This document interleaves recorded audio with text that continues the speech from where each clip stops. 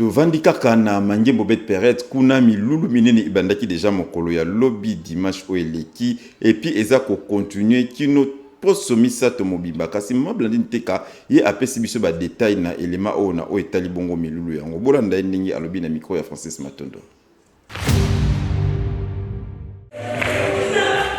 Comment sera se fera-t-il? Tope ndenge nini makambo yango ekosalema wana nde mama na likambo ya milulu minene oyo ebandaki uta mokolo ya dimanche 18 juin pe ekosila mokolo ya dimanche 9 juillet 2023 na église de Mangembo Bet Peret na boye milulu yango eza mabondeli pe kokila kasi mama Blandine Teka ye alobi na tina na yango. Thème na biso ezali comment cela se fera-t-il? Ekobanda ndenge nini? Nakobanda kobala ndenge nini? Ah, je vais déjà avancer. Nakobala ndenge nini? Nga ba déclarer nga deux fois ménopause. Mais ekosala mandenge nini konga na kende poto? Ekobanda ndenge dans likambo mama na likambo ezali ndenge Maria tunaki ange. Comment cela se fera-t-il? Ekosala mandenge nini na yebi mobilité na mema mwana.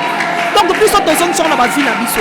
Ekobanda ndenge nini na so mandaku na 2023 pe na tonga na 2020. Ekobanda ndenge nini? Mais c'est possible avec Dieu. Mais pourquoi tozo banda à partir il y a 17h juste ti 20h to 6. Ezo benga bandeko nyonso oyo baza musika bazolandanga na nzela ya etando nazo benga bino soki nzamba pesi yo possibilité pe makasi ya koya yaka.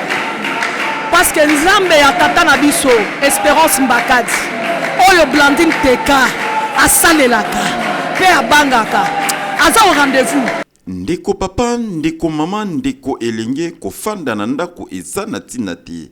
Pamba te nzambe ya ba solution aza wana pona ba problème nyonso oyo bino bozana yango. Na boya adresse eza bongo na avenue Makanza numéro 62 Chaba Gambela na commune ya Ngerengere.